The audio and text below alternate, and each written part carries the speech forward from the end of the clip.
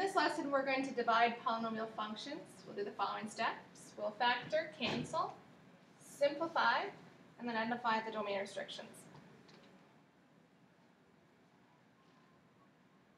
So to review with you, if you see f divided by g of x, it also equals taking the function of f of x and divided by g of x. So they mean the same thing. All right, so let's go to an example. So we give you the function f of x, which equals 2x squared plus 4x minus 6. So there's a quadratic function. And g of x, which is 2x minus 2, a linear function. And what we want to do is we want to divide these two functions. So we're going to take f of x and divide it by g of x. So our f of x function is 2x squared plus 4x minus 6. Our g of x function goes in the denominator, 2x minus 2. Now, we're going to go ahead and factor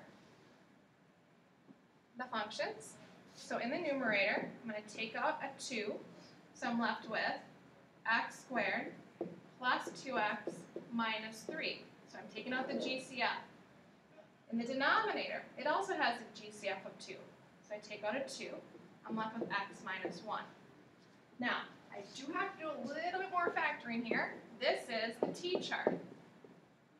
So we say, what are the factors of negative 3 that add to 2? Factors of c that add to b. So those numbers are 3 and negative 1. So we're going to factor 2x plus 3 and then x minus 1. In the denominator, we're not going to do anything with that quite yet, so we just say 2x minus 1. All right, now let's look to see if there's common factors. One of the common factors is a 2 in the numerator and a 2 in the denominator. So 2 divided by 2 is 1. The other common factor is an x minus 1. Divided by x minus 1 is 1. So we're left with a final answer of x plus 3. All right, we do want to identify the domain restriction.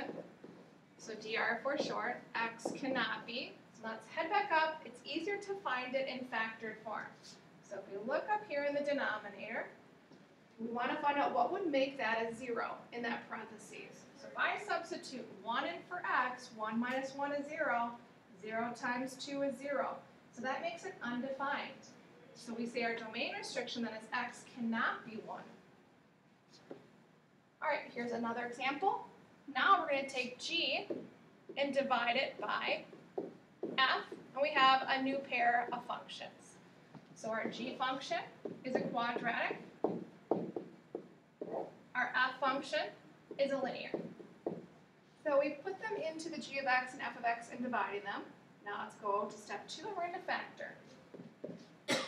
So the numerator is the difference of two squares.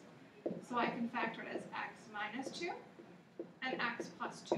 If you want to remember the rule, when you have a perfect squared minus a perfect squared, in factored form it's going to be a minus b and a plus b. So we have that. All right, now in the denominator. Can't do any factoring there, so it's just x plus 2. All right, let's see if there's a common factor. Do you see there's a common factor of x plus 2 divided by x plus 2 is 1. So our final answer in simplified form is x minus 2. We do want you again to identify the domain restriction, like the last problem. So you're looking at the denominator. What can I plug in for x that would make that denominator a 0? Well, negative 2 plus 2 is 0.